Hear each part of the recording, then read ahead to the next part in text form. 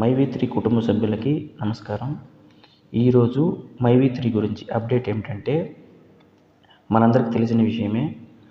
MD sir గారు surrender అయ్యారు. MD sir surrender అయ్యి ఏబీకి అప్లై చేశాడు. ఇంతవరకు ఎండి సార్ని ఇన్వెస్టిగేషన్ అనేది చేయలేదు. సరెండర్ అయ్యి వెళ్ళాడే కానీ ఇన్వెస్టిగేషన్ ఇంతవరకు స్టార్ట్ చేయలేదు. ఎందువల్ల ఇన్వెస్టిగేషన్ స్టార్ట్ చేయలేదంటే, ఏబీకి అప్లై చేయడం వల్ల ఇన్వెస్టిగేషన్ అనేది జరగలేదు. ఏబీకి అప్లై చేసిన వారిని ఇన్వెస్టిగేషన్ చేయకూడదు, అరెస్ట్ చేయకూడదు.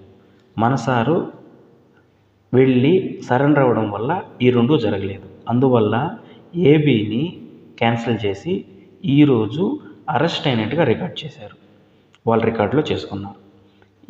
రేపు మధ్యాహ్నం ఈరోజు 5 o'clockకి విచారణ జరుగుతుంది అనుకున్నారు, కానీ జరగలేదు. రేపు మధ్యాహ్నం విచారణ జరిగే అవకాశం ఉంది, కానీ కేసు 12వ తేదీకి వాయిదా అయ్యింది. కానీ రేపు మధ్యాహ్నం 1 గంటకి విచారణ జరిగే అవకాశం ఉంది. మన ఎండి సారు 2 పిటిషన్లు వేశాడు. ఒకటి A+ కేటగిరీ జైల్లో A+ కేటగిరీకి ఒకటి, 2 bail petition. MD sir apply చేసిన 2 పిటిషన్లు క్యాన్సిల్ అయ్యి రేపు మధ్యాహ్నం విచారణ జరిపే అవకాశం ఉంది.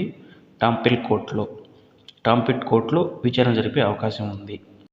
శ్రీనిధి అనే వ్యక్తి ఏమని కేసు వేశారో రేపు విచారణ జరిగే అవకాశం ఉంది.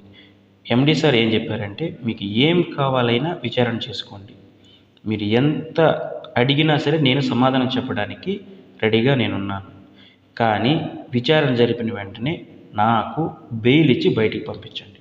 బయట వెళ్ళి నేను మళ్ళీ కంపెనీని రన్ చేసుకుంటాను. ఎందువల్ల నేను కంపెనీ రన్ చేయాలంటే, కంపెనీ మీద కొన్ని లక్షల మంది ఆధారపడి ఉన్నారు. వాళ్ళందరికీ నేను కంపెనీని రన్ చేయడం అవసరం. అందువల్ల నేను కంపెనీ వెళ్ళి రన్ చేసుకుంటాను. మీరు ఎప్పుడు పిలిచినా నేను విచారణకు వస్తాను. మీకు కావాల్సిన సమాధానం అన్నీ చెప్పడానికి నేను రెడీగా ఉన్నాను. ఎందుకంటే కంపెనీ గురించి నాకు మొత్తం తెలుసు. మీకు ఏం అడుగుతున్నా అడగండి, ఎవరైనా అడగండి, ఎప్పుడైనా పిలవండి, నేను వచ్చి మీకు సమాధానం చెప్తాను. రేపు విచారణ జరిపి 12వ తేదీ మనకు బెయిల్ వచ్చే అవకాశం ఉంది. 1 రోజు 2 రోజులు కాకపోయినా 10 రోజులైనా వెయిట్ చేద్దాం. మనం చూద్దాం ఏం జరుగుతుందో, వెయిట్ చేద్దాం. కానీ యూఓఎం కేసు అనేది 1 రోజుకి 2 రోజులకి క్లోజ్ అయ్యేవి కాదు. 1 సంవత్సరం నడవచ్చు, 2 సంవత్సరాలు నడవచ్చు, 30 సంవత్సరాలు కూడా ఈఓడబ్ల్యూ కేసు అనేది కంటిన్యూ అవుతుంది.